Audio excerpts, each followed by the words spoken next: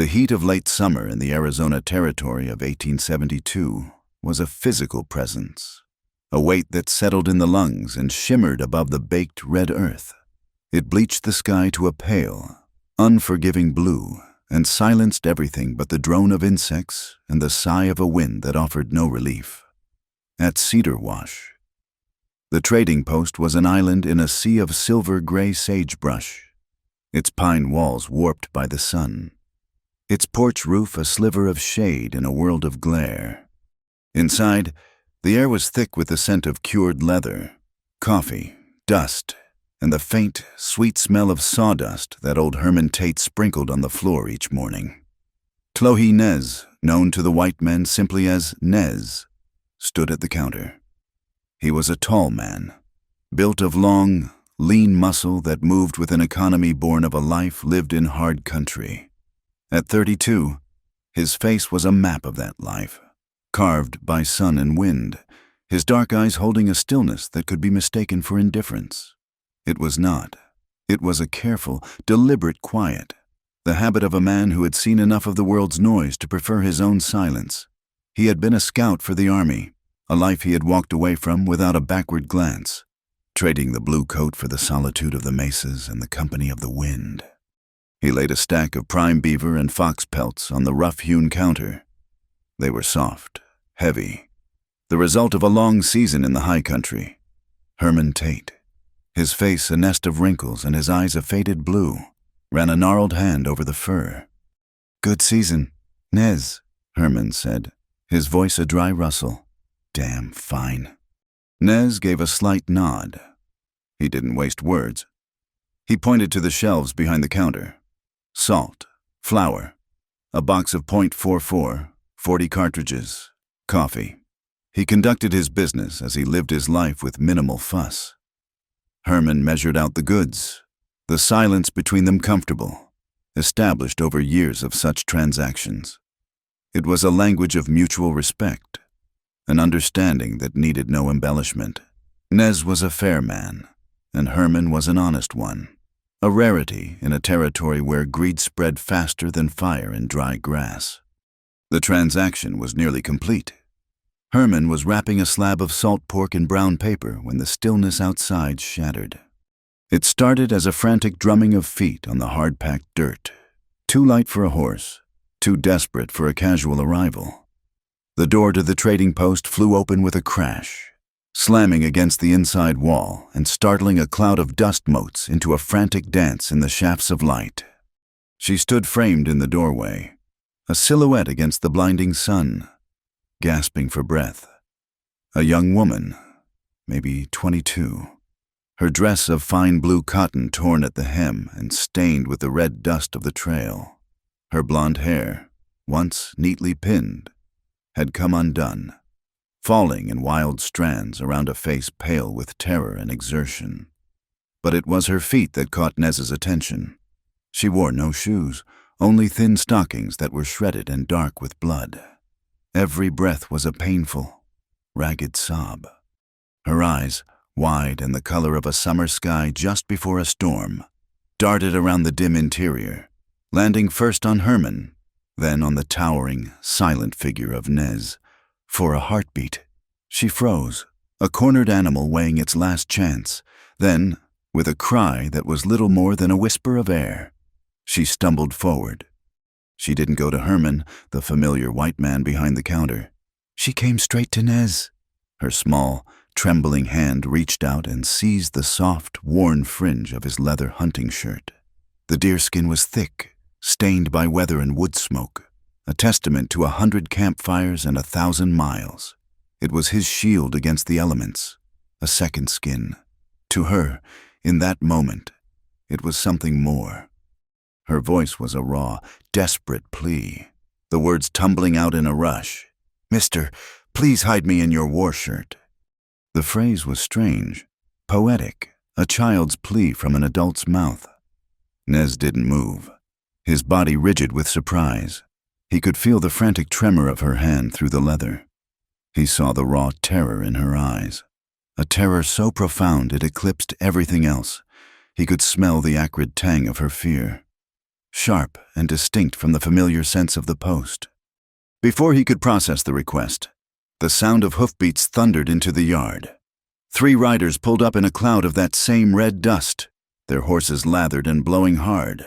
They dismounted with the careless arrogance of men who owned the ground they stood on, their spurs jingling a menacing tune on the porch steps. The leader pushed through the doorway, letting the door swing shut and plunge the room into its former dimness. He was a broad man with a hard, sunburnt face and a sweeping mustache that couldn't hide the cruelty in his mouth.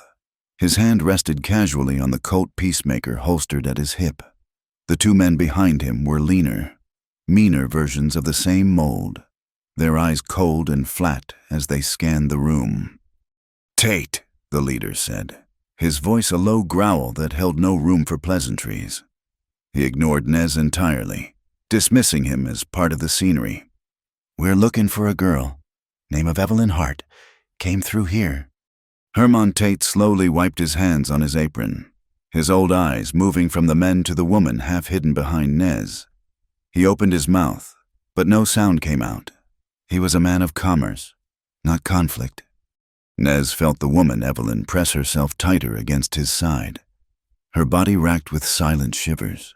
His world, so carefully constructed of solitude and non-interference, was being torn apart by the desperation of a stranger.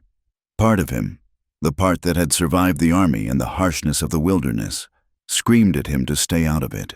This was white men's business. It was a storm that would pass, as all storms did, if you just kept your head down.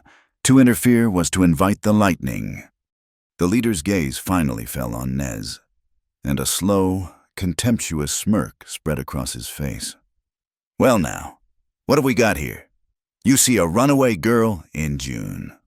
The slur slid off Nez like water. He had heard worse, but he felt Evelyn flinch as if struck.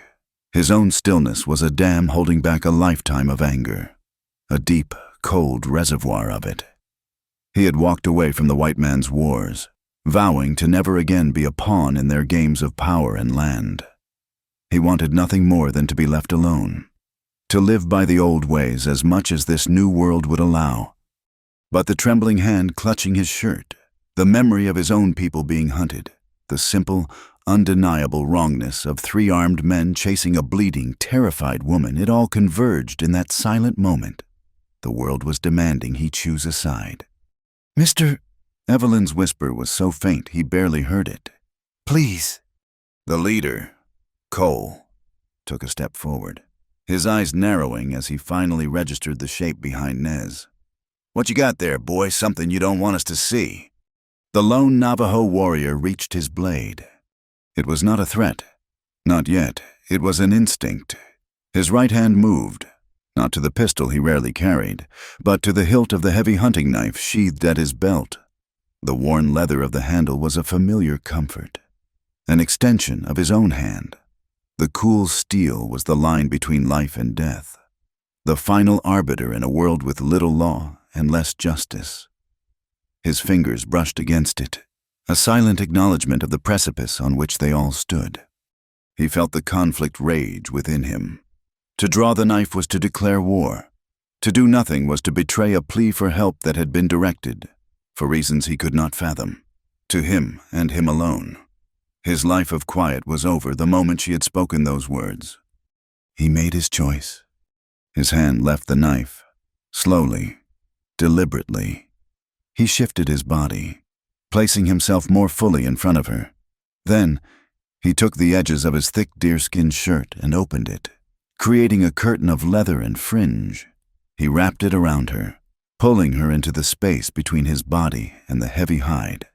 She disappeared into the shadows of his frame, her small gasp muffled against his chest. He was not a large man by brawler's standards, but he was tall, and the shirt was cut generously. To the men, it would look as though he had simply adjusted his stance. He turned his head slightly, his dark, unreadable eyes meeting Cole's. His face was a mask of calm indifference. "Just trading," Nez said, his voice low and even. "Saw no girl." The lie was simple, direct, and spoken with such profound stillness that it carried the weight of truth. Cole stared at him, his suspicion a palpable force in the room.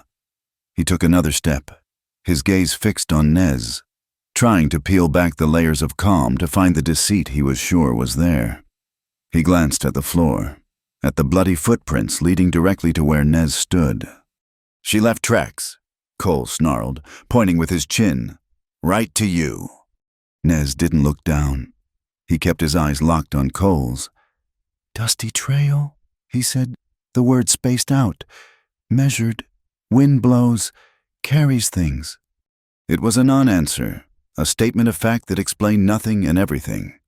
The tension in the room stretched taut, thin as a spider's thread, and just as strong.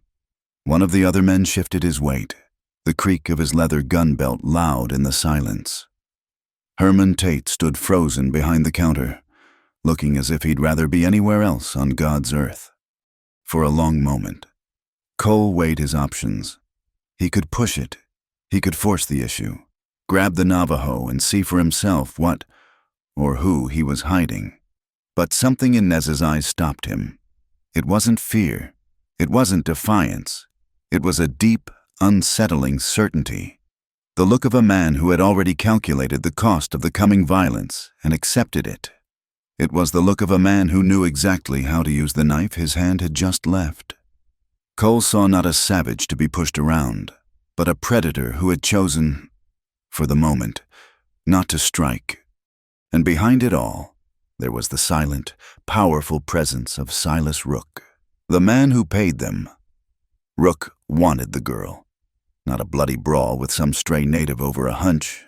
There were other places to look. Cole spat a stream of tobacco juice onto the sawdust floor, narrowly missing Nez's moccasin. It was a final act of petty contempt. "If you see her," he growled, "there's a reward. If you help her, well, Silas Rook ain't a patient man." He turned on his heel. "Let's ride. She can't have gotten far." The three men stomped out, their departure as loud and disruptive as their arrival. The door slammed shut, and the room was once again plunged into silence. But it was a different kind of silence now. It was heavy, charged with the residue of fear and the promise of future violence.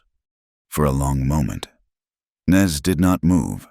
He listened until the sound of the hoofbeats faded into the oppressive hum of the afternoon heat. Only then did he relax the rigid set of his shoulders. He opened his shirt, and Evelyn Hart stumbled out, collapsing against him. Her strength, fueled by adrenaline and terror, was gone. She would have fallen to the floor if he hadn't caught her. He held her steady, his hands on her arms, feeling the fine tremble that ran through her entire body. She was surprisingly light. He looked down at her bloody feet, then at her face, now streaked with dust and tears. The immediate threat was gone, but Nez knew this was only the beginning.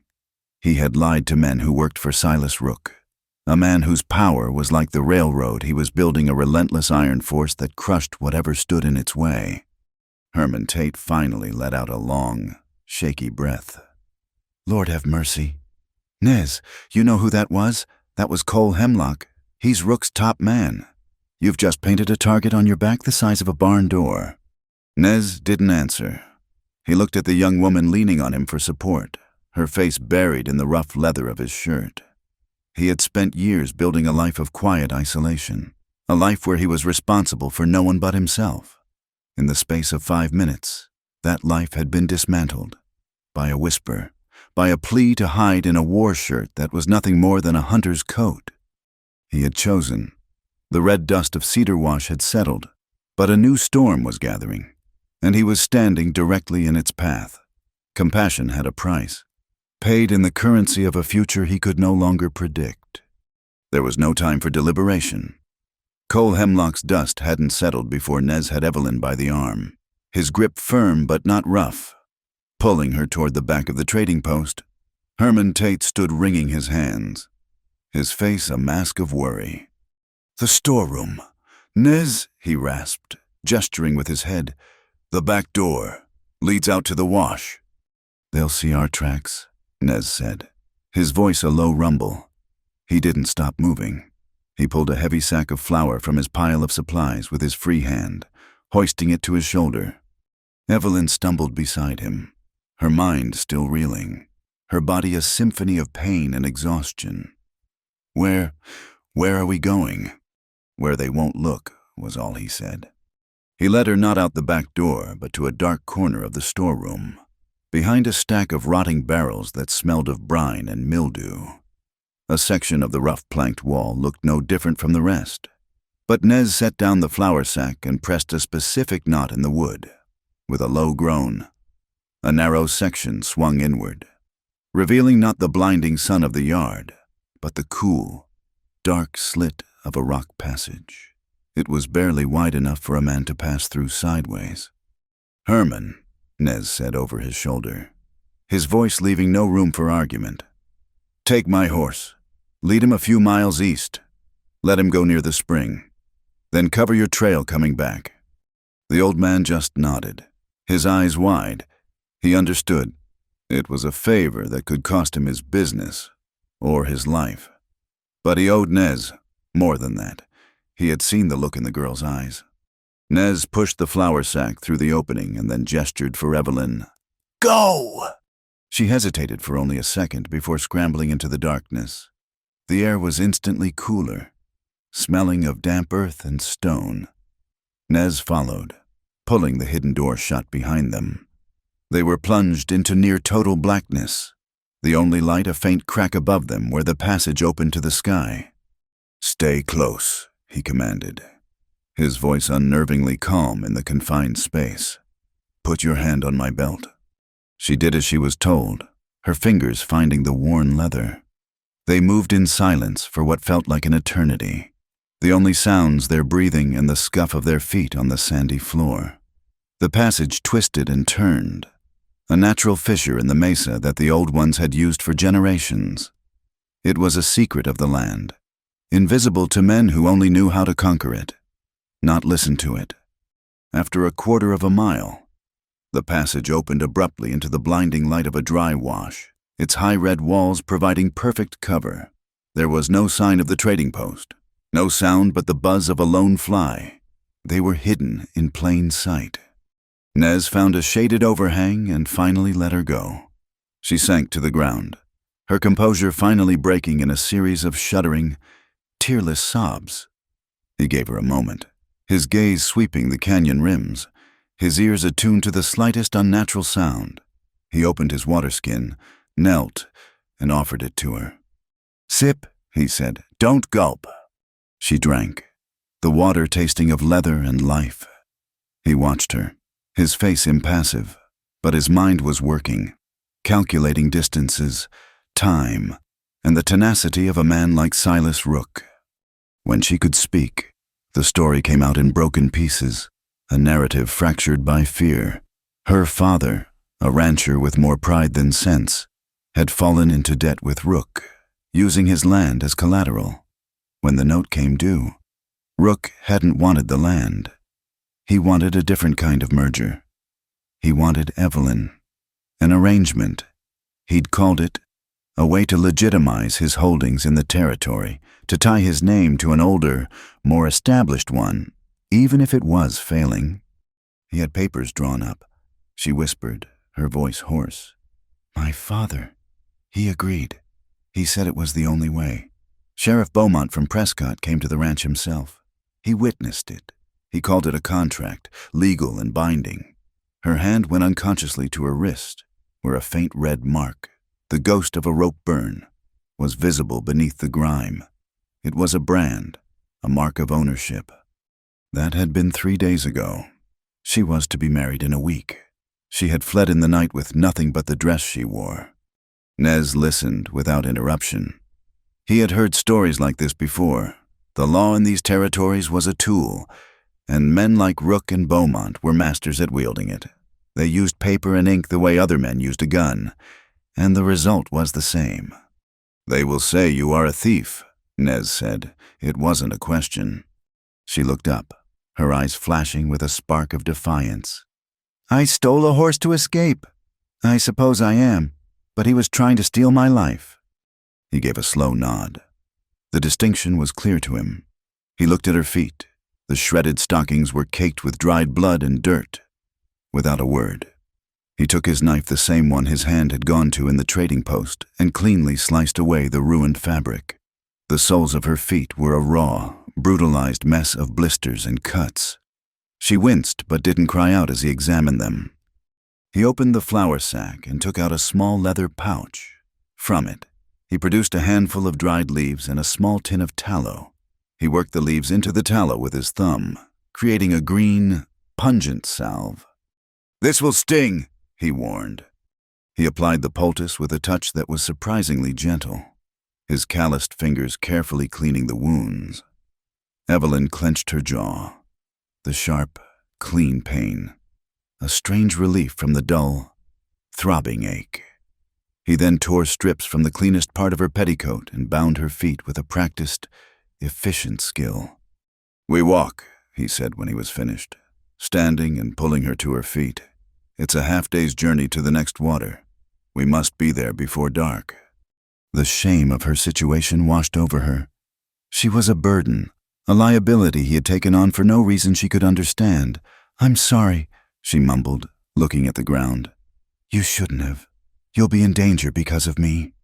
"The danger is already here," he replied, his gaze fixed on the horizon. "The choice was to face it or turn my back. Now, walk." They moved through the heat of the day, following a trail that was no trail at all, a path known only to Nez. He moved with a tireless, loping stride, and she struggled to keep up, her bandaged feet a constant, burning reminder of her vulnerability. He taught her how to walk on the balls of her feet to minimize the jarring, how to read the angle of the sun for direction, how to watch the flight of birds to find distant water. They were small lessons, spoken in few words, but they were the first bricks in a foundation of trust. She was no longer just a terrified runaway. She was a student of survival. As dusk began to bleed purple and orange across the western sky, the wind began to pick up. It started as a whisper, a cooling sigh, but quickly grew into a mournful howl. The air grew thick and hazy, the distant mesas disappearing behind a curtain of yellow dust. "Sandstorm," Nez said, his voice tight. He grabbed her hand. "This way, quickly." He led her to a shallow depression at the base of a rock outcropping. There was no real shelter, just a slight break from the full force of the coming gale. He unslung the heavy buffalo hide he carried, rolled on his back, and spread it out. "Get under," he ordered, pushing her down. He lay beside her, pulling the heavy hide over them just as the storm hit. The world dissolved into a screaming, chaotic roar. The wind shrieked like a banshee, and the air filled with stinging, abrasive sand that found its way through every tiny gap in the hide. It was like being buried alive. The darkness under the hide was absolute, a pocket of stillness in the heart of a hurricane.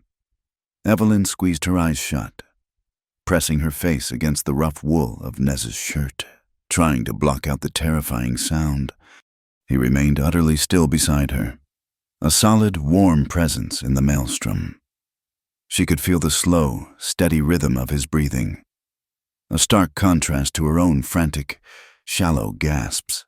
They lay like that for hours, two strangers bound together by a shared threat, listening to the voice of the raw, untamed land trying to scour them from its face. In the roaring darkness, there was no white woman, no Navajo warrior. There were only two human beings, small and fragile, sheltering together against the rage of the world. The storm passed as quickly as it had come. The screaming wind faded to a whisper, and a profound silence fell over the desert, broken only by the soft hiss of settling sand. Nez pushed the hide off. A new landscape, scoured clean and bathed in the pale light of 1,000 stars, greeted them. They reached their destination an hour after midnight, a lone hogan, a traditional six-sided dwelling of logs and packed earth, nestled in a small canyon. A thin tendril of smoke rose from the smoke hole in the roof, a welcome sign of life. A woman emerged as they approached, holding a lantern. She was older than Nez, her face calm and intelligent, her hands stained with the dyes of her craft. A large loom stood just inside the Hogan's entrance, a complex pattern of red, black, and white half-finished upon it. This was Atsiya, his cousin. She and Nez spoke briefly in the soft, flowing syllables of the Dine language. Her eyes took in Evelyn's torn dress, her exhausted face, and the crude bandages on her feet. Without a word, she beckoned her inside. The Hogan was warm and smelled of juniper smoke and roasting corn. Atsuyaya sat Evelyn down on a soft sheepskin and gave her a bowl of warm corn mush. It was the most delicious thing she had ever tasted. Then, the woman gently unwrapped Nez's bandages. She clicked her tongue at the sight of the raw feet, but then set to work with a pot of warm water and a different, more fragrant salve of her own making. Her touch was firm and knowing, the touch of a healer. While his cousin worked, Nez stepped outside. A few minutes later, a small boy, no older than 10, scrambled down the canyon trail leading a few sheep. It was Hasty and Little Joe, a nephew from a nearby clan. He had been sent to the settlements for news. The boy spoke to Nez in a low, urgent tone, his young face serious. Nez's expression didn't change, but a new hardness settled in his eyes. When the boy had finished and scurried back up the trail, Nez re-entered the Hogan. Atsaya had just finished rebandaging Evelyn's feet with clean linen. "The word is out," Nez said, his voice flat. He looked directly at Evelyn. "Silas Rook has posted a bounty, $200, for your return. He's filed charges in Prescott, horse theft and breach of contract." Evelyn felt a cold knot of dread form in her stomach. $200 was a fortune. It was enough to turn an honest man into a hunter. "But that's not the worst of it," Nez continued, his voice dropping lower. "The word from the freighters is that Rook has been meeting with Circuit Judge Morrison. He's buying him. Any appeal to the law will be decided before you ever walk into the courtroom." The last sliver of hope Evelyn had clung to, the hope that justice, that some form of authority, might protect her, vanished. The law wasn't just blind. It had been bought and paid for. There was no one to appeal to, no one to save her.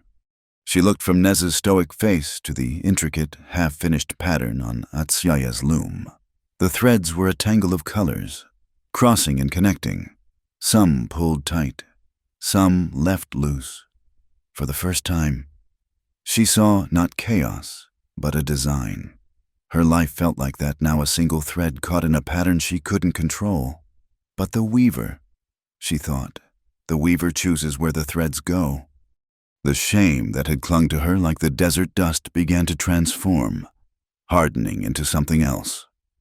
It was no longer enough to be a burden, to be hidden and protected. If she was to survive, she would have to learn to weave her own destiny. "What do we do now?" she asked. And for the first time, her voice held not the tremor of a victim, but the quiet steel of a survivor. Nez's decision was made in the quiet, charged space of the Hogan. The news of the bounty and the corrupted judge had stripped away the luxury of time. Atsiya, reading the resolve in his face, moved without needing to be asked. She packed a leather satchel with dried venison, a bag of blue cornmeal, and 2 pairs of sturdy, soft-soled moccasins. She pressed the small pot of healing salve into Evelyn's hands, her dark, intelligent eyes conveying a message of solidarity that transcended language. "Chushgai," Nez said to Evelyn, the name of the place a low murmur. "It is a 2-day walk. The trail is hard, but it is a place the spirits guard, and men like Hemlock do not know it." They left before the first hint of dawn, melting into the pre-darkness that was more shadow than light. The journey was a stark contrast to Evelyn's frantic, shoeless flight. This was a deliberate, arduous trek, a pilgrimage into the heart of the wilderness. Nez led her up through a series of narrow, winding canyons, the rock walls so close in places that she could touch both sides at once.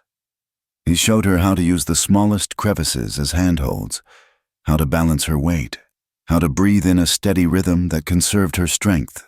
Her new moccasins gripped the rock, making her feel agile, connected to the earth in a way she never had before. By the second afternoon, the landscape changed. The barren rock and sparse sagebrush gave way to a forest of twisted, ancient juniper and piñon pine. The air grew cooler, scented with the sharp, clean fragrance of pine resin. Nez stopped at what looked like an impassable wall of rock, thick with overgrown scrub. He pushed aside a curtain of branches to reveal a narrow opening, a crack in the world. "Here," he said. They stepped through and the world opened up. Chushgai was a valley held in the cup of the mountains, a secret hidden from the harsh world below.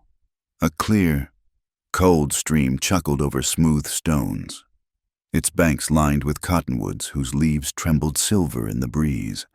The valley floor was a carpet of green grass, a startling jewel against the surrounding red rock. And nestled in a grove of pines stood a small, solid cabin built of thick, weathered logs, its roof sagging but its bones still strong. "My mother's place," Nez said, his voice softer than she had ever heard it. He did not elaborate, but the words hung in the air, imbued with a quiet reverence. This was not merely a shelter, it was a sanctuary, a place of memory. The cabin was thick with the dust of long disuse, but it was dry. A stone fireplace stood cold and black. A simple table and 2 chairs were its only furniture, and in the small loft above, sunlight streamed through a hole in the roof, illuminating a thick blanket of dust tucked into the rafters. Evelyn saw a small, intricately carved cradleboard, its leather straps stiff with age. It was a silent testament to a life that had once been lived here, a dream of a future that had never come to pass. The days that followed fell into a rhythm of work and learning. The world outside, with its bounties and corrupt judges, seemed to fade, replaced by the immediate, tangible demands of survival. Their first task was the roof. Nez taught her how to split cedar shakes, his axe moving with a fluid, powerful grace. They worked side by side, their movements becoming a synchronized dance of labor. He would climb onto the roof, and she would pass the shakes up to him, their hands brushing in the exchange. In the small, fallow plot behind the cabin, he showed her how to till the soil with a sharpened stick. He had carried seeds with him: corn, beans, and squash. "The 3 sisters," he explained. "They help each other. The corn grows tall for the beans to climb. The beans put strength back into the soil. The squash spreads its wide leaves to keep the ground moist and choke the weeds. They live better together." Evelyn understood he was talking about more than just plants. As they worked, he began to teach her the language of this new world. He showed her how to set a snare for a rabbit, a simple loop of sinew that was almost invisible against the brush. He taught her to read the tracks in the dirt, the sharp V of a deer's hoof, the soft pad of a coyote, the straight, purposeful line of a fox. "Everything leaves a story," he told her, his finger tracing a line in the dust. "You just have to learn how to read it." One afternoon, he brought out a Colt single-action Army revolver, its metal a dull gray. He had taken it from his saddle pack, a tool he carried but clearly did not favor. He laid it on the table between them. "Silas Rook has men with guns," he said simply. "You need to know how to answer." He made her hold it, feel its weight. It was heavy, cold, a dense piece of metal that felt alien and terrible in her hand. The lesson was not about aggression, but safety. He showed her how to load it, how to check the cylinder, how to cock the hammer, and, most importantly, how to uncock it without firing. His hands were steady as they guided hers, his voice a low, patient monotone. But when it came time to fire, a shadow passed over his face. He set up a pine cone on a distant stump. As he raised his arm to demonstrate, his movements became rigid, his jaw tight. Evelyn saw a flicker of something in his eyes, a darkness that hadn't been there before. He was no longer in the peaceful valley. He was somewhere else, a place of smoke and thunder and death, the memories of his time as a scout, of the blue-coated soldiers and the bloody skirmishes he had tried so hard to forget, came rushing back. The gun in his hand was no longer a tool. It was a ghost. He fired, the shot echoing like a crack of doom through the quiet valley. The pine cone disintegrated.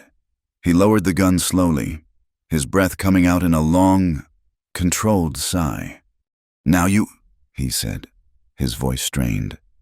Evelyn raised the revolver, her hands trembling. She lined up the sights on another pine cone, the image of Nez's haunted face superimposed over it. She thought of Cole Hemlock's cruel smirk, of Sheriff Beaumont's cold eyes, of the finality of the wax seal on the contract that had signed her life away. The terror she had felt in the trading post was gone, replaced by a cold, hard resolve. She squeezed the trigger. The gun bucked in her hand, the recoil jarring her to the bone. Her shot went wide, kicking up a puff of dirt a foot to the left of the stump. But she had done it. She had faced the noise and the violence of the weapon, and she had not flinched. Nez gave a slight, almost imperceptible nod. The lesson was over. In the quiet evenings, as they sat by the fire eating roasted rabbit and corn cakes, fragments of their pasts would surface, unbidden. Nez spoke of his mother, how she had loved this valley, how she taught him the names of the plants. He spoke of how she was taken from it during the long walk, the forced removal of his people. He did not describe the journey in detail, but Evelyn could see it in his eyes, a long, slow trail of tears and death. He had been a boy, and he had survived. His mother had not. Evelyn, in turn, found herself speaking of the contract. She didn't describe the threats or the fear. Instead, she described the chilling cold of the inkwell in her father's study, the dry scratch of the pen as Rook signed his name, the way the sheriff had pressed his thumb into the warm red wax of the seal. It was like watching them put a price on a head of cattle, she said, her voice barely a whisper. I wasn't a person in that room. I was property, a line item in a ledger. A quiet, unspoken bond grew between them, forged in shared labor, shared knowledge, and shared wounds. It was in the way he would leave a skin of fresh water by her sleeping roll in the morning, the way she would mend a tear in his leather shirt without being asked. It was a language of actions, not words, a fragile trust taking root in the soil of their shared sanctuary. One afternoon, a visitor came to the valley. He was an old man, thin as a rail, with a wild mane of white hair and a beard that reached his chest.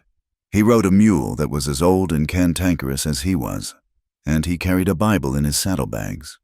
It was the Reverend Pike, a wandering preacher who roamed the territory, offering scripture and solace to anyone who would listen, regardless of their skin color or station. He and Nez knew each other from years past. They shared coffee by the fire, the Reverend's booming voice a strange intrusion into the valley's quiet. He was a kind man, one of the few who saw the dying not as savages, but as another of God's flocks who had lost their way. I bring troubling news. Son, Pike said, his cheerful demeanor fading. I was in Prescott. Silas Rook is not a man who forgives a slight. He's tired of waiting for his bounty hunters to find you. He looked at Evelyn with kind, sad eyes. He's hired Gunner Vale. Nez went very still. The name dropped into the quiet air like a stone into a pond. Vale Nez's voice was flat. And his pack, Pike affirmed. The Silver Wolves, they call themselves. Said to be more wolf than man. They don't just track you, child. They hunt you, and they are very, very good at what they do. The safety of Chushgai suddenly felt like a fragile illusion. The high rock walls no longer seemed like a fortress, but a trap.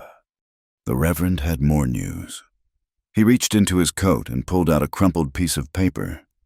It was a public notice, freshly printed. He handed it to Evelyn. Her name was at the top, in bold black letters. But the charge was different. It was no longer just horse theft. Sheriff Beaumont had issued a new warrant, charging her with the theft of valuable family assets, citing jewelry and bonds her father now claimed she had stolen when she fled. It was a devastatingly clever lie. It painted her not as a desperate woman fleeing for her life, but as a common, greedy thief betraying her own family. It was a legal snare designed to poison any well of sympathy she might find. The law was no longer just a tool for the powerful. It had become their sharpest and most vicious weapon. As the Reverend Pike rode away on his weary mule, leaving them with his blessings and his terrible news, Nez and Evelyn stood and watched him go. The slow, warm rhythm of their days in the valley was broken. The specter of the outside world had found them. That evening, as dusk settled, Nez pointed to the northern ridge of the valley. A thin, almost invisible wisp of smoke was rising against the darkening sky. It was miles away, but its message was clear. It was a signal fire. It was too disciplined for a prospector's campfire, too deliberate for a lightning strike. It was a hunter's fire. The wolves were closing in. The sanctuary was about to become a battleground. The signal fire was a promise. It burned through the night in Nez's mind, a single, malevolent star on the horizon that spoke of a hunt that was methodical, patient, and drawing ever closer. The sanctuary of Chushgai had been breached, its sacred silence replaced by a tense, waiting stillness. At dawn, Nez was gone from the cabin before Evelyn was fully awake. He moved like a ghost through the junipers at the valley's entrance, his eyes not on the horizon, but on the ground. He found them within an hour. Footprints. Not the clumsy tracks of bounty hunters, but the careful, almost invisible impressions of men who knew how to walk without being heard. One set of prints was particularly telling. The man had walked heel to toe, using the hard, stony ground where he could, his stride measured and economical. He was a tracker, a good one. This was Gunnar Vale's sign. He returned to the cabin as the sun cleared the eastern rim, his face grim. "They are here," he said, the words falling like stones into the morning quiet, on the north ridge, watching, learning.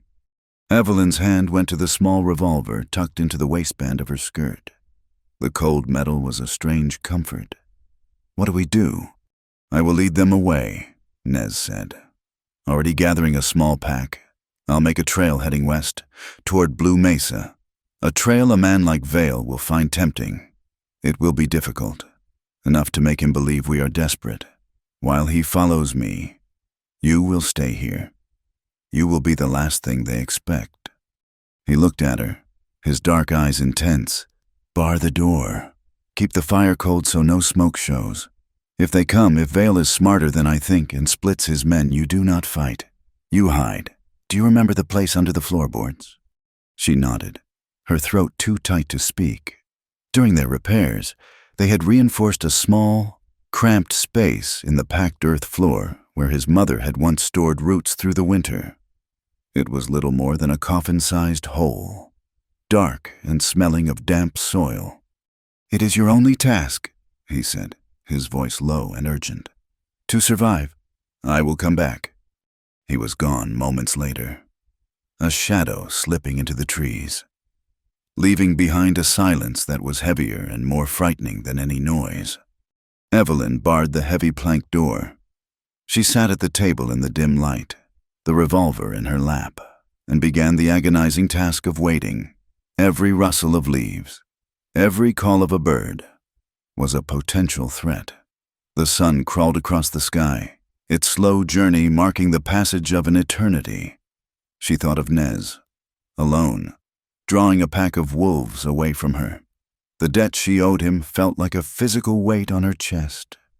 Meanwhile, miles to the west, Nez was engaged in a deadly game of chess across the rugged terrain. He moved with a purpose that was the opposite of flight. He was not escaping. He was luring. He left a scuffed rock here, a broken twig there, mistakes too subtle for a common man to notice, but clear invitations to an expert. He led the trail into a narrow, winding canyon at the base of Blue Mesa, a place of sharp turns and high walls, a natural trap, a place where one man could hold off 10. He found his position, a high ledge shielded by a rock fall, and settled in to wait for the hunter to become the hunted. Back at the cabin, the afternoon sun was slanting low when Evelyn heard it. A single, sharp snap of a twig from the trees behind the cabin. It was too close. Her heart leaped into her throat, hammering against her ribs like a trapped bird. Nez had gone west. The sound was from the east. Vale is smarter than I think. Panic, cold and sharp, seized her. She scrambled to the corner of the cabin, her fingers fumbling with the thick, flat stone that covered the root cellar. It was heavy, but adrenaline gave her strength. She slid it aside, revealing the black, gaping hole. She took one last look around the cabin that had become her home, grabbed the revolver, and lowered herself into the darkness. She pulled the stone back into place from below, leaving only a sliver of light. She huddled in the cramped space, the smell of earth filling her nostrils. She was buried alive, cocooned in darkness and fear. Above, she heard the faint crunch of boots on the dry ground. One man, then another. They were moving with a terrifying stealth. The silver wolves had arrived. The cabin door creaked open. Heavy footsteps sounded on the plank floor. Muffled voices, low and confident. They were searching, overturning the simple furniture. A man cursed as he kicked over the water bucket. Evelyn held her breath, pressing herself against the cold earth wall, willing herself to become invisible. She could hear the frantic drumming of her own blood in her ears. Time stretched and warped. Then, the sound she had been dreading. The scrape of a boot on the floor directly above her head. A pause. Then, the horrifying sound of the stone being dragged aside. Sunlight flooded the small space, blinding her.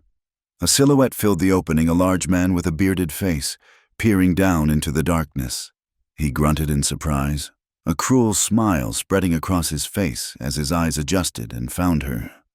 Well, look what I found. Boys, he called out over his shoulder. Little rabbit's gone to ground. He reached a hand down to grab her. In that instant, something inside Evelyn shifted. The terror did not vanish, but it was consumed by a white-hot surge of pure, primal instinct. The lessons from Nez, the feel of the gun, the memory of the wax seal, the promise to survive it all coalesced into a single, decisive action. She did not hesitate. She raised the revolver with both hands, the way Nez had taught her. She didn't aim for his head or his chest. She aimed for the large, broad shape of his shoulder, and she squeezed the trigger. The explosion in the confined space was deafening. The kick of the gun slammed her back against the cellar wall. The man above screamed, a sound of rage and agony, and disappeared from the opening. There was a heavy thud on the floorboards, followed by a torrent of curses. She shot me, the little witch shot me. Chaos erupted above. Men shouted. Evelyn scrambled to her feet, her ears ringing, the metallic smell of gunpowder sharp in her throat. She pushed the heavy stone aside and climbed out, the revolver still clutched in her trembling hand. The bearded man was on the floor, clutching a bloody shoulder, his face contorted in pain. Two other men were staring at her, their expressions a mixture of shock and fury. Before they could react, a sound split the air from outside, a high, piercing whistle that seemed to come from the rocks above the cabin. One of the men spun toward the door, his pistol drawn. A rock the size of a fist flew from the trees and struck him squarely in the side of the head. He went down without a sound. The third man fired blindly into the forest. The only answer was another whistle, this time from the opposite direction. It was Nez. He had come back. He had realized his mistake halfway to Blue Mesa. The trail he was following, Vale's trail, had suddenly grown too cold. The signs were too faint. It was the work of one man, not a pack, a diversion. Vale had sent a single, expert tracker to follow Nez's lure, while he had taken the main force on a direct path to the cabin. It was a classic pincer move, and Nez had walked right into it. The race back to Chushgai had been a desperate, lung-searing run. He arrived not as a warrior, but as a spirit of vengeance. He used the terrain he knew so well as his weapon. He was everywhere and nowhere at once. A voice from the rocks, a shadow in the trees. He sent stones raining down from above. He mimicked the call of a mountain lion from the thicket. He created a phantom force that seemed to surround the remaining hunters. The last conscious wolf, seeing his two companions down and facing an unseen, unpredictable enemy, made his choice. He grabbed his wounded comrade and dragged him out of the cabin, half carrying him toward their horses. He did not look back. The valley fell silent. The only sound was the harsh, ragged breathing of the unconscious man on the cabin floor. Nez emerged from the trees, his face a mask of controlled fury. He walked to the man Evelyn had shot, looked dispassionately at the wound, then glanced at her. She stood frozen, the revolver still held in a white-knuckled grip, her entire body shaking with the aftershock. He gently took the gun from her hand and uncocked the hammer. "You did what you had to," he said, his voice quiet. He dragged the two unconscious men out of the cabin and unceremoniously dumped them with their leader, who was just beginning to stir. Nez knelt and used the point of his knife to scratch a message into the hard-packed dirt next to them. "Go further and be buried under the stones." He watched as the last conscious man managed to get his two wounded companions onto their horses and lead them away. A slow, painful retreat. The invasion was over. As the dust settled, a small figure appeared at the edge of the trees. It was Hastian Little Joe, his face pale, his eyes wide with a mixture of fear and awe. He had seen the end of the fight from a safe distance. He ran to Nez, speaking in a torrent of urgent dina. Nez listened, his expression growing darker with every word. When the boy was finished, Nez turned to Evelyn. "Rook has doubled the bounty," he said, his voice flat and devoid of emotion. $400, enough to make a man's brother turn against him. He paused, the silence stretching, and Little Joe confirmed how Vale found this valley so quickly. He was not alone. A scout led him, one of my people. Evelyn saw a flicker of profound pain in his eyes, a wound far deeper than the one she had inflicted with her bullet.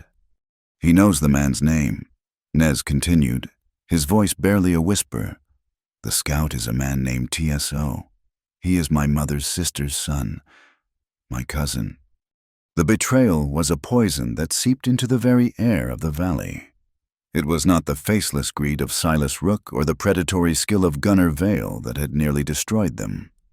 It was the quiet desperation of a kinsman, a hunger that had forced him to sell a secret, to sell his own people, for the white man's silver. The fight for survival had just become tragically, heartbreakingly personal. The name TSO settled like poison in the quiet valley. It was a betrayal that cut deeper than any bullet, a wound to the soul of a man who had already seen his people scattered and broken. For 2 days after the attack, a heavy silence hung between Nez and Evelyn. The physical threat had passed, but the moral landscape was now a wasteland. They were not just fighting Silas Rook's greed anymore. They were fighting the despair his money could sow, a corruption that could turn brother against brother. On the morning of the third day, Evelyn watched Nez as he stood at the mouth of the valley, looking not toward the distant signal fire, but back toward the civilized world. His stillness was different now. It was not the patient quiet of a hunter, but the focused calm of a gathering storm. When he turned and walked back to the cabin, she knew the time for hiding was over. "Running is a circle," he said, his voice flat but carrying a new, hard resonance. "We have run as far as this circle goes. Now we turn and walk back the way we came." Evelyn felt a surge of something that was equal parts fear and relief. Back to Ash Fork. "A snake's power is in its den," Nez said. "We have been fighting its shadow. It is time to go to the den and face the snake." He looked at her, his eyes searching her face, gauging her resolve. This will be harder than the mountains, harder than the storm. "I'm not the same woman who stumbled into the trading post," she said, her own voice steady. The tremor that had lived in her for weeks was gone, burned away in the gunpowder flash of the root cellar. "I will not hide behind you. Nez, Whatever comes, I will stand and face it with you."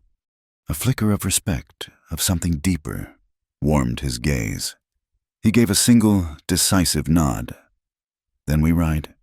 They left Chushgai at dusk, taking the 2 horses the silver wolves had abandoned in their hasty retreat. They traveled through the night, guided by the stars, arriving on the outskirts of Ash Fork as the first gray light of dawn touched the eastern sky.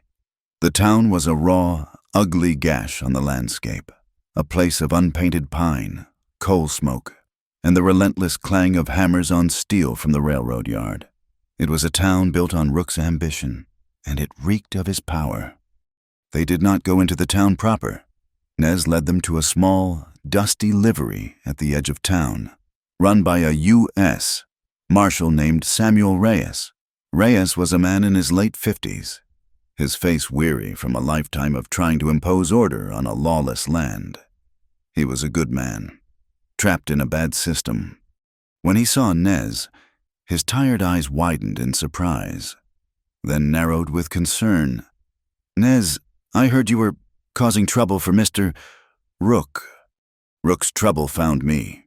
Nez corrected him. He dismounted, helping Evelyn down. "This is Evelyn Hart. Rook wants her. He has a piece of paper he calls a contract."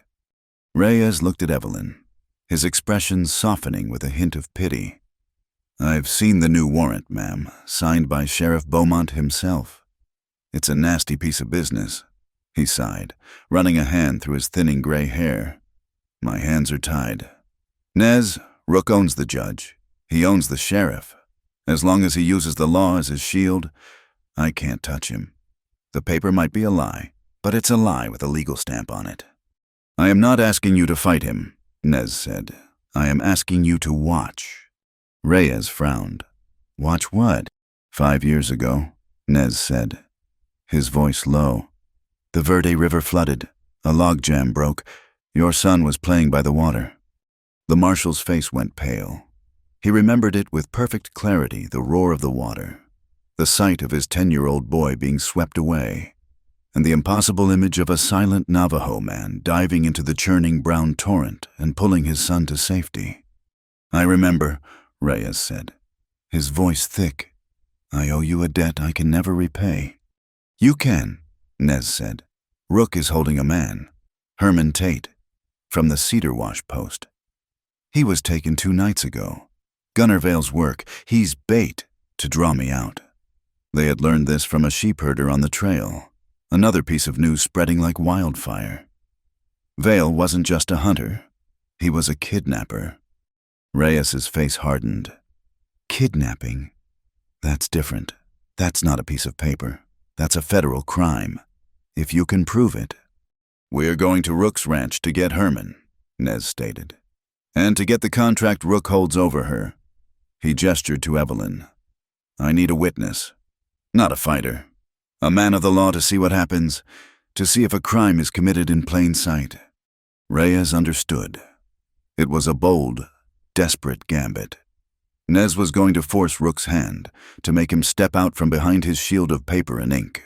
If Vale or Rook use force to hold you or Tate against your will, and I see it, then I can act. Then I have jurisdiction. But it's a long shot. Nez, you'd be walking into the wolf's den. "We have been there before," Nez said. While Nez spoke with the marshal, Evelyn felt a pull to a different part of the town. The county clerk's office was a small, neat, clapboard building near the new courthouse. She had a feeling, a desperate hunch, that the source of her bondage, the paper itself, was tied to this place. Leaving Nez to finish his preparations, she walked there alone. The office was quiet, smelling of dry paper and sealing wax. A young woman with intelligent brown eyes and hair pinned up in a neat bun sat behind the counter. She looked up as Evelyn entered, her expression professional but wary. Her nameplate read, "Martha DeWitt." "Can I help you?" Martha asked. Evelyn's plan, if it could be called that, was to appeal, to reason, to find some shred of decency in the system. "I am Evelyn Hart," she said, her voice quiet but firm. Martha's eyes widened almost imperceptibly. She glanced toward the closed door of her superior's office. I think you should leave," she whispered, her professional calm dissolving into fear. "They are looking for you." "I know," Evelyn said. "I wanted to see the person who files the papers that can ruin a life. I wanted to know if they sleep at night." The words were a shot in the dark, but they hit their mark. A flush of shame colored Martha's cheeks. She had been the one to file the warrants, to record the fraudulent land deeds, to watch as Silas Rook used her office as his personal legal armory. Her salary paid for her mother's medicine, but the cost to her soul was becoming unbearable. "It's not my place," she began, the words automatic, defensive. "Isn't it?" Evelyn pressed, leaning forward slightly. "That seal, the one Sheriff Beaumont puts on the paper. It's meant to represent the law, justice. But Mr. Rook uses it as a brand for his property. And I am the property. Does that seem just to you, Miss DeWitt?" Martha's composure broke. She looked around nervously, her hands trembling slightly. "He's a monster," she whispered, the words a confession. "He threatens people. My father lost his freight business because he wouldn't pay Rook's transport fees. He documents everything. He's proud of it." An idea sparked in Martha's terrified, conscience-stricken mind. She made a decision that would change everything. "Wait," she hissed. She disappeared into the back records room. A minute later, she returned, her face pale but her eyes blazing with a kind of feverish courage. She slid a thick, leather-bound ledger across the counter, keeping it below the countertop, out of sight. "His private accounts," she whispered breathlessly. "His man brings them here for safekeeping. He trusts no banks. It's all in here, the payments to Judge Morrison, the threats to the ranchers, the bounty for you, the money paid to Sheriff Beaumont. It's all here, in his own hand." Evelyn stared at the book. It was the snake's heart. It was the truth, written in ink. She slid it into her satchel, her hand closing over the worn leather. "Thank you," she whispered, the words wholly inadequate. "Just destroy him," Martha said, her voice filled with a desperate, righteous anger. "For all of us." Evelyn returned to the livery to find two more men with Nez and Reyes. They were dying, like Nez, but where he was lean and quiet. They were broad and weathered, their faces like the rugged mesas they called home. These were Bitasi and Klagato, shepherds and old friends of Nez from his youth, men whose loyalty was as solid and unshakable as the rock beneath their feet. Nez had sent a signal, and they had come without question. The plan was now complete. It was audacious. It was dangerous. But with Rook's ledger in their possession, it was no longer just a plea for freedom. It was an indictment. That evening, they gathered in the back room of the marshal's office as twilight settled over Ash Fork. "Bitasi, Klagato," Nez said, his voice calm and clear as he laid out the strategy. "Rook keeps his spare rails and supplies in the warehouse by the east tracks. He values his iron more than men's lives. At full dark, you will create a disturbance, a fire, not to destroy, but to draw attention, make them think their gold is burning. It will pull half of Rook's men, maybe even Vale, away from the ranch." The two men nodded, their faces grimly determined. "Marshal," Nez continued, turning to Reyes, "you will stay back. You are the witness. You will see us enter the ranch. You will hear what is said. You will see Herman Tate. If we do not come out, or if they try to hold us by force, then you act." Reyes polished a badge on his sleeve, his face set. "I'll be there, son. I'll be your eyes and ears." Finally, Nez looked at Evelyn. He saw not the terrified woman he had hidden in his shirt, but a partner, her face pale in the lantern light but her eyes steady and clear. The ledger was in the satchel at her feet. "Rook will be at his ranch house," Nez said. "Vale will be there with Herman. They will be waiting for me, but they will not be waiting for us." As the last light faded from the sky, the group dispersed, melting into the shadows of the growing town. Nez and Evelyn walked to the low rise that overlooked the Diablo Ranch. Rook's home was a sprawling white adobe building, its windows glowing with yellow lamplight, looking for all the world like a civilized, peaceful homestead. But they knew it was a fortress, a den of corruption with a kidnapped old man in its heart. The wind picked up, carrying the scent of coal smoke and the distant promise of rain. Below them, armed men patrolled the perimeter of the ranch. The town of Ash Fork, divided and fearful, held its breath. Evelyn reached into her satchel and touched the hard leather cover of the ledger. It was her weapon, more powerful than the revolver had ever been. "He expected me to be afraid of the ink on his paper," she said softly, more to herself than to Nez. "He never imagined I would find the book that tells the truth of his crimes." Nez stood beside her, his hand resting on the hilt of his knife. It was not a threat, but a promise. The final boundary. The town, the law, and the wilderness had failed them.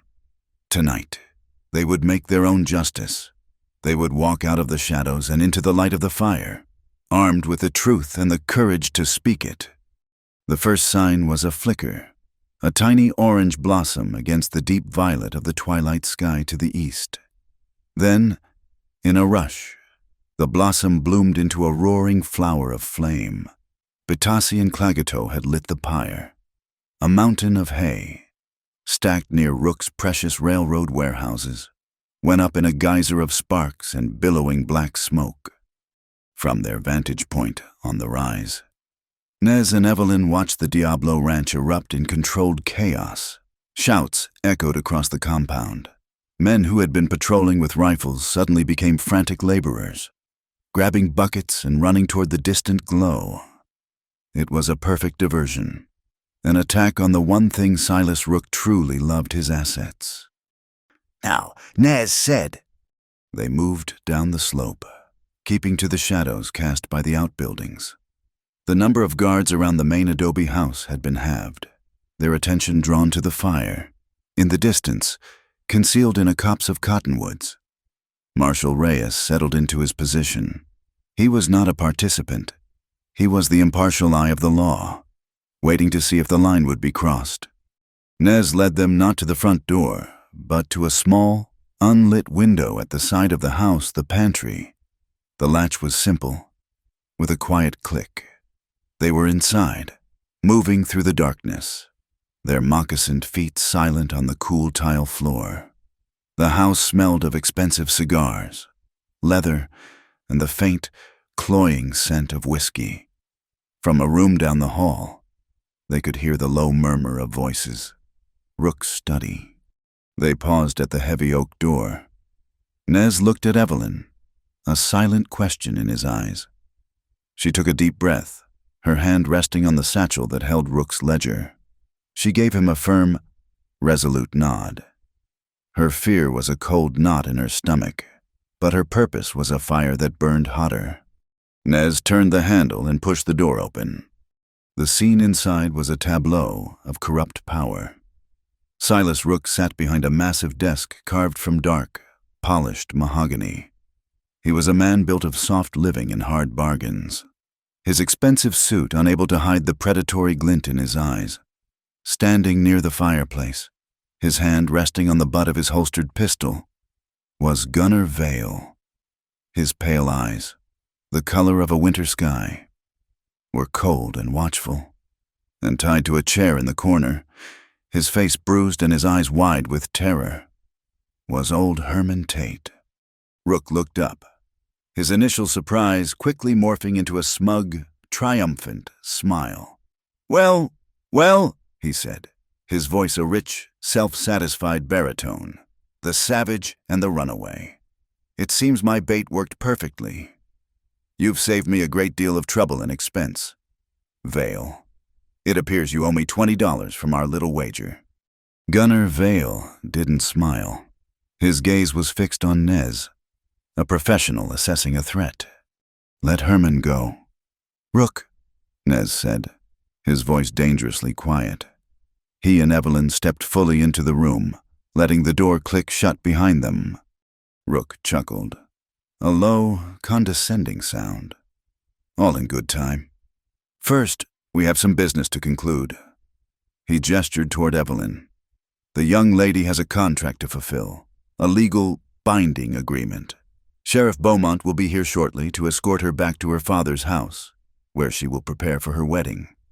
He was so supremely confident, so wrapped in the certainty of his own power, that he didn't see the change in Evelyn.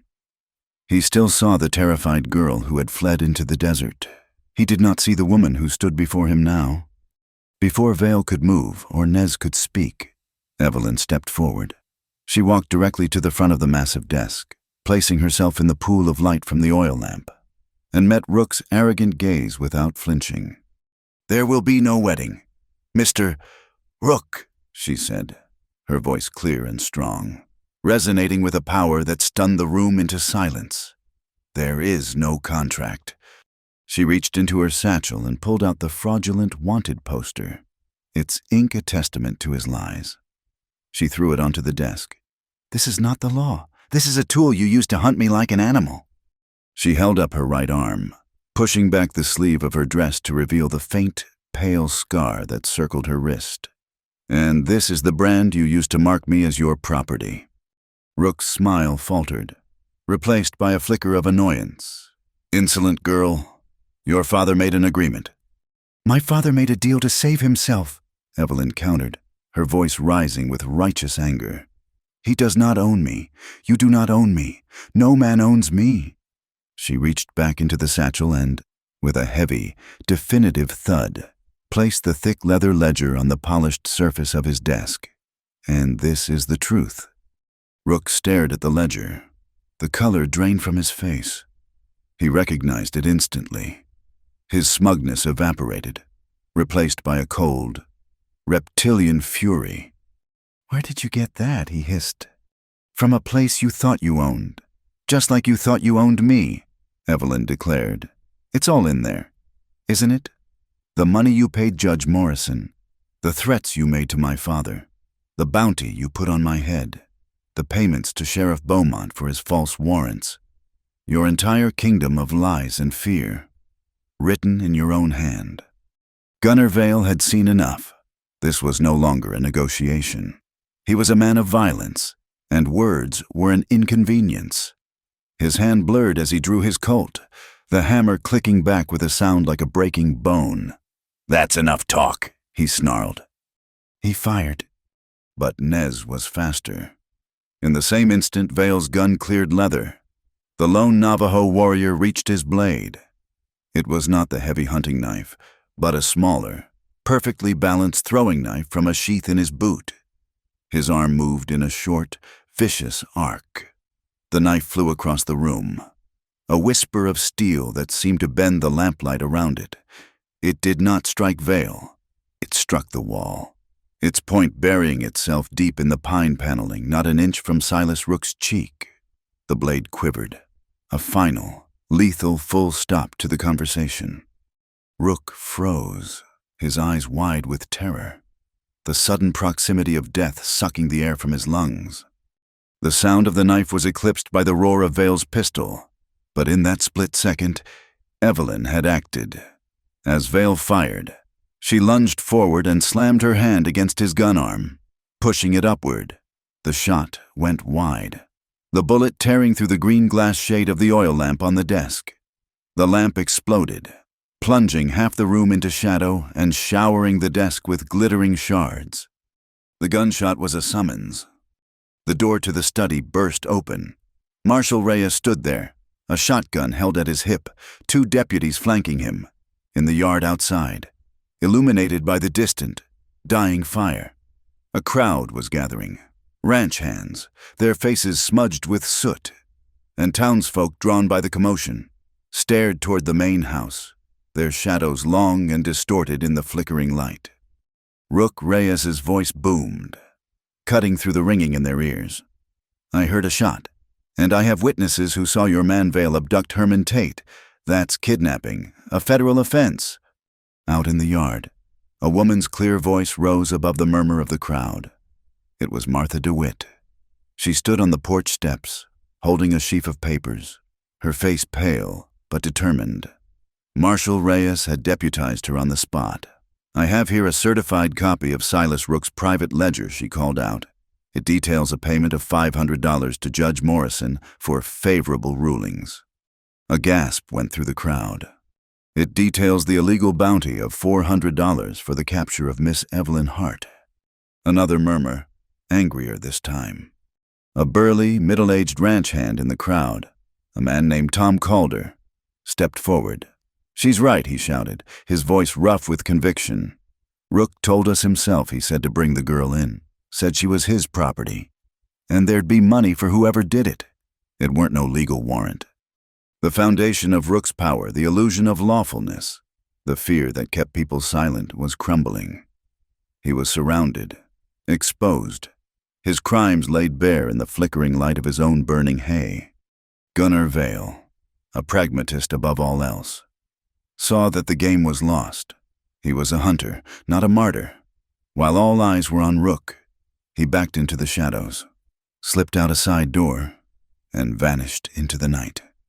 Rook stood trapped between the marshal's shotgun and the judgment of the crowd. His face was a mask of disbelief and impotent rage. "You have two choices," Rook, Reyes said, his voice cold as iron. "You can surrender now and face trial for kidnapping, bribery, and coercion.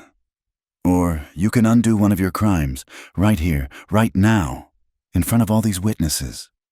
Rook stared at the faces in the crowd, the men he employed, the people he intimidated, and saw no fear, only contempt. He was no longer the king of this territory. He was just a criminal, caught in his own trap. He made his choice. His voice was a strangled, hateful rasp, but loud enough for everyone to hear. "The contract between myself and the Hart family is null and void." He spat the words out like poison. "All bounties and warrants pertaining to Miss Evelyn Hart are hereby rescinded. The matter is finished." Just then, a horse galloped into the yard. Sheriff Beaumont, drawn by the fire, slid to a halt. He took in the scene at a glance. Rook, defeated, the marshal, armed and in charge, the angry crowd, a politician to his core. He instantly realigned his loyalties. "Marshal Reyes," he called out, his voice full of false sincerity. "I came as soon as I heard. I've been investigating Mr. Rook's irregular activities. I would be honored to co-sign your report and testify to his long history of coercion." It was the final, damning betrayal. Rook stared at the sheriff, his face slack with the realization that his entire empire, built on purchased loyalty, had dissolved in a matter of minutes. The crisis was over. The knife in the wall stood as a silent monument to the boundary that had been defended. The broken lamp lay on the desk, its shattered glass a symbol of the ugly truths that had been brought into the light. Evelyn and Nez stood together, not touching, but connected by an unbreakable bond. They had walked into the snake's den, not with guns blazing, but armed with something far more powerful, the truth, a few brave allies, and the courage to name evil to its face. The downfall of Silas Rook was not a thunderclap, but a slow, grinding erosion. The public denunciation at the Diablo Ranch was the first crack in the dam of his power. In the days that followed, Marshal Reyes, armed with a ledger and a dozen new witnesses who were no longer afraid to speak, began a formal investigation. Federal marshals arrived from Prescott, and the intricate web of bribery and intimidation that Rook had woven across the territory began to unravel. Judge Morrison was suspended. Sheriff Beaumont was forced to resign in disgrace, and Rook himself was buried under an avalanche of legal challenges and civil suits. His empire, built on fear, could not survive in the light of day. In the quiet aftermath, Ash Fork felt like a town waking from a long, feverish dream. The air was clearer. People walked with their heads held a little higher. For Nez and Evelyn, the victory was a strange, quiet thing. They had faced the snake and won, but the question of what came next loomed larger than any enemy. They stayed for a week in the back room of Marshal Reyes's office, giving their testimonies, signing affidavits. Herman Tate, recovering from his ordeal, was endlessly grateful, pressing supplies on them that they did not need. One evening, as the autumn chill began to sharpen the air, Evelyn stood with Nez by the livery, watching the sun set behind the distant mesas. "We could leave," she said softly. "Go to California, or north to the mountains. No one would know our story there." The idea was tempting, to be anonymous, to shed the past like a snake sheds its skin. Nez was silent for a long time, his gaze on the familiar lines of the horizon. "My mother's people say you cannot run from your own shadow," he said. "It is always with you. The question is whether you let it follow you, or you turn and make it walk beside you." He looked at her, his expression unreadable, but his eyes holding a deep, steady warmth. "Chushgai is a good place. The soil is good. The water is sweet." He was not making a demand or a suggestion. He was stating a fact, and in that fact lay an invitation. He was offering her a choice. The one thing that had been stolen from her. She could run to a new life, or she could choose to build one on the ground she had fought for. "I've done enough running," she said, a small, genuine smile touching her lips for the first time in what felt like a lifetime. "I think I'd like to see if those seeds we planted have grown." The journey back to the valley was a quiet homecoming. They were not fugitives now, but partners returning to their land. The cabin stood as they had left it, a silent witness to the violence and the courage that had transpired there.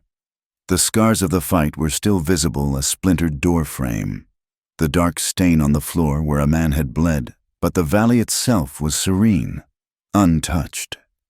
In the small garden plot, the three sisters were thriving. The corn stood tall and green. The bean vines twined trustingly around the stalks, and the broad, protective leaves of the squash plants shaded the earth.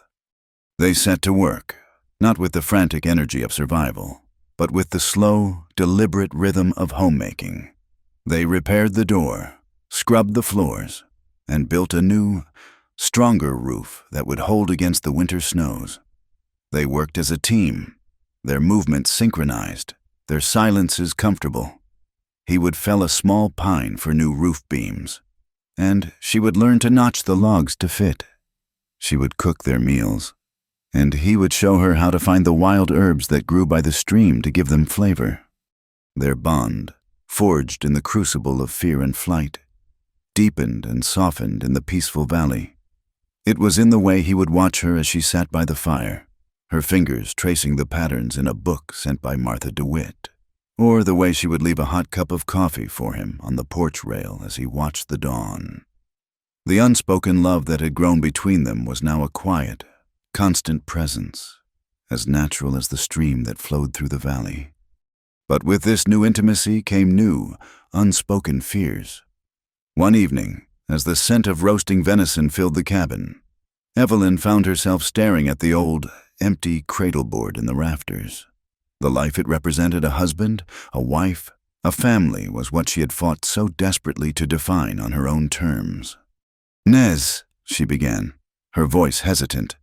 "What we are building here, She trailed off, struggling for the words. He turned from the fire, his full attention on her. "Speak what is in your heart, Evelyn." "I'm afraid," she admitted, the confession costing her a great deal. "I fought so hard not to be defined by a piece of paper, not to be a man's property. The world sees a man and a woman living this way, and they put a label on it, a brand. I don't want to be anyone's wife, if it means what it meant for my mother, someone who is owned, who has no voice." Nez listened, his face thoughtful. He stirred the fire, the embers glowing in the twilight. "When I was a scout," he said slowly, "I saw the white man's way. A man takes a wife, and she takes his name. She belongs to his house. It is a cage, even if the bars are made of gold. I never wanted such a thing." He looked at her, his own vulnerability showing for the first time. "My life has been my own. I have walked where I wanted, when I wanted. To be a husband. That word feels like a rope. It ties a man to one place. It makes him forget the language of the wind." They had arrived at the heart of the matter. It was not a lack of love that held them apart, but a deep, shared fear of the world's definitions. They had both fought for their freedom, and they were terrified of losing it, even to each other. "Then we will not use those words," Evelyn said, a new clarity dawning in her eyes. "We will not use the world's labels. We will be what we are. Two people who choose to walk the same path, partners. We will build a home, not a cage. We will have one name, but it will be the name of this place. This life we have made, not the name of a man who owns a woman." Nez looked at her, a slow, profound understanding dawning in his expression. She had not asked for marriage. She had asked for equality. She had offered him not a rope, but an open hand. "To walk the same path," he repeated, the words tasting right. "Hozo, the beauty way, to walk in balance. This I understand." A few weeks later, as the cottonwood leaves turned to brilliant gold, they sent for their friends. It was not to be a wedding in any traditional sense, but a gathering, a witnessing. Atsia was the first to arrive, leading a mule laden with gifts. The most precious of these was a large, beautifully woven blanket. The pattern was a dazzling starburst of red, black, and white. "This is a story," she explained to Evelyn, her fingers tracing the interlocking diamonds. "It is the story of a woman's courage and a man's strength. It is the story of two threads, one light and one dark, that were separate and are now woven together to make a new pattern, a pattern stronger than either thread alone." Marshal Reyes came next, riding up the hidden trail alone. He was off duty, his badge tucked into his pocket. He came not as an officer of the law, but as a friend. Finally, on the third day, the familiar cantankerous braying of a mule announced the arrival of the Reverend Pike. They gathered by the stream, in the golden light of the autumn afternoon. There was no altar, no church. Pike, his white hair a halo in the sun, did not open his Bible. He spoke from the heart. "The good Lord does not care for the legalities of paper and ink," he boomed, his voice gentle. "He cares for the contracts of the heart. I have seen the journey these two have taken. I have seen fear turn to courage, and despair turn to hope. And I have seen a love grow that is as sturdy and honest as these mountains." He raised a hand in blessing. "May you find your sanctuary in each other. May your home be a place of peace. Amen." Then Nez stepped forward. He held a small leather pouch. He took a pinch of sacred corn pollen, a fine, yellow dust, and let it fall to the earth. "To the east, for the new day," he said, his voice a low chant. He offered another pinch to the south, for the warmth of summer, to the west, for the setting sun, and to the north, for the strength of winter. Then he took a final pinch and drew a straight, golden line on the ground before them. "This is the path of beauty," he said, taking Evelyn's hand. "We will walk it together, in balance. Hozo." They stepped across the line together. Atsia wrapped the new blanket around their shoulders, binding them in the story she had woven. And Reyes, the lawman, stood and watched, a quiet, happy witness to a promise that was more true and binding than any document he had ever signed. The next week, a boy from one of the nearby Dine clans brought them a letter. It had come by way of Herman Tate. The envelope was crisp and official. The return address from the county clerk's office in Prescott. It was from Martha DeWitt. Evelyn's hands trembled slightly as she opened it. Inside were two documents. The first was a court order, signed by a new circuit judge, formally declaring the marriage contract between Silas Rook and the Hart family to be null and void, citing evidence of coercion and fraud. The second was a legal dismissal of all charges against her, clearing her name completely. Both were stamped with the official, embossed seal of the Arizona Territory. She stared at the papers, at the seal that had once been her brand, now transformed into a symbol of her liberation. She was no longer a runaway, a fugitive, a thief, or a piece of property. The past had been closed, not by running from it, but by facing it, and rewriting the ending on paper and ink that finally told the truth. She handed the documents to Nez. He looked at them, then at her. Her face, illuminated by the setting sun, was calm and free. "My freedom was never in their hands," she said softly, "but it is good to have them admit it. Freedom wasn't just about escaping a cage. It was about having the right and the courage to stand on your own ground, under your own name, and call it home." 4 autumns had passed, each one painting the cottonwood leaves in the valley a more brilliant shade of gold. The small log cabin in Chushgai no longer looked like a forgotten relic, but a home. The roof was solid, a thin curl of blue smoke rising from its stone chimney into the crisp, clear air. The garden plot was larger now, and a sturdy trellis stood against the cabin's south wall, heavy with the dried pods of late-season beans, a testament to the enduring lesson of the 3 sisters. The quiet of the valley was often broken by the sound of laughter, not from their own child, but from Atsia's young nephew, a boy named Ki, whose bright, inquisitive eyes missed nothing. He had been sent to stay with them, to learn Evelyn's paper talk and the ways of the world beyond the mesas. He was a bridge between their 2 lives, a daily, joyous reminder of the family they had chosen. Life had settled into a rhythm of patient, meaningful labor. One afternoon, as the wind carried the first sharp bite of coming winter, a familiar figure rode up the trail on a steady gray gelding. It was Samuel Reyes, his face more deeply lined than before, but his eyes holding a peace that had not been there in his years as a marshal. He had retired last spring, handing his badge to a younger, more ambitious man. They shared coffee on the porch as Key chased a grasshopper in the yard. Reyes had news from Ash Fork, echoes from a world that felt a lifetime away. "Silas Rook is dead," he said, swirling the coffee in his tin cup. "It happened last month. The last of his appeals had failed. He lost the ranch, lost the railroad contracts. They say he died in a rented room in Prescott, with no one but a bottle for company. All that power. And it bought him nothing but a lonely end." Evelyn felt no triumph, only a quiet, somber sense of an account finally being closed. "And Gunner Vale?" she asked. Reyes shook his head. "Vanished. Some say he went up to the goldfields in Montana.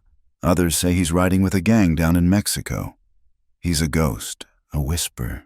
He was loyal to the money, not the man when the money was gone. So was he." The visit was a pleasant one, a conversation between old friends. Reyes brought a parcel from Martha DeWitt, who was now the head county clerk. Inside was a set of new primers and a book of poetry for Evelyn's school. The school was Evelyn's legacy. In a small, 3-sided shelter built of juniper logs, she taught the basics of reading, writing, and arithmetic. Her students were a curious collection Key and a few other dying children, and the sons and daughters of poor settlers who had recently moved into the territory, families with nothing to their names but hope and grit.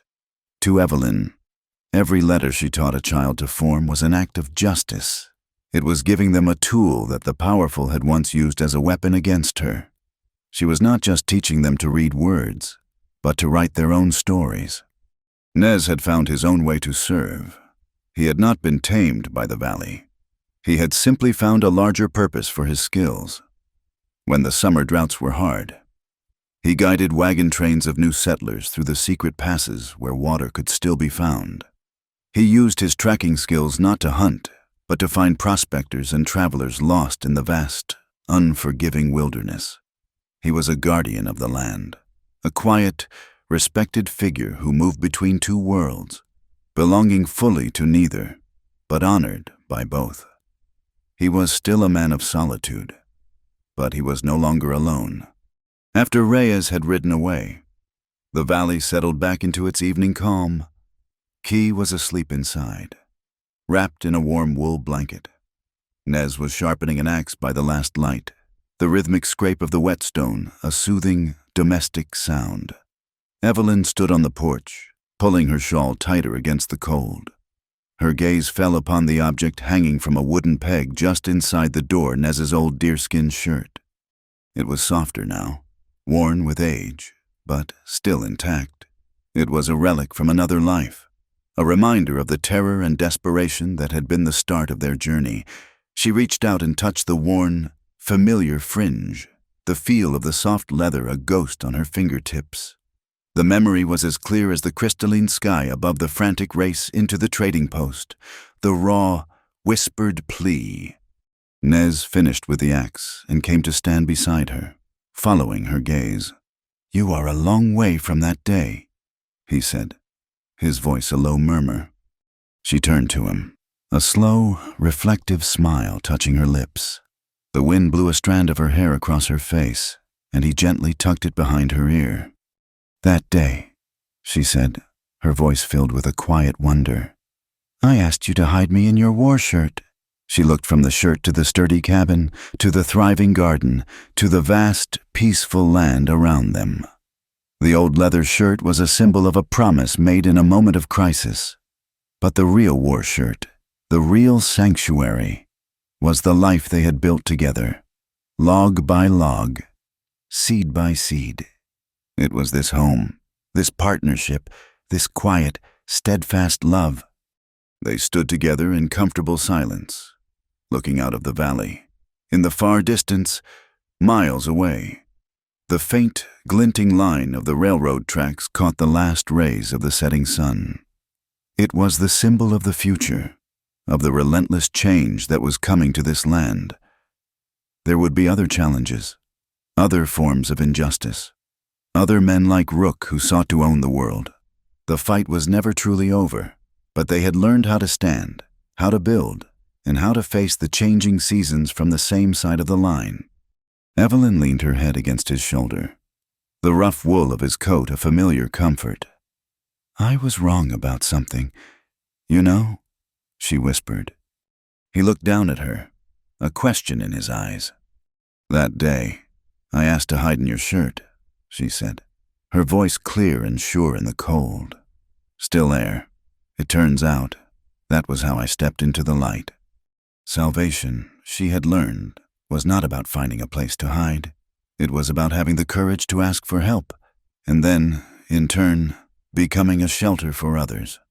It was the patient, daily labor of building a life worthy of the name, a quiet justice practiced one day, one lesson, one act of kindness at a time, and in the heart of the wild, untamed West. It was the only kind of justice that truly mattered. Thank you for listening to this story. We'd love to connect with our audience, so please leave a comment below and let us know where you're tuning in from. It's always amazing to see how far these tales travel. If you enjoyed this story, please consider subscribing to our channel, Wild West Tales, and give this video a like. And to help this story reach more listeners, please support us by hitting the hype button. Your support means the world to us.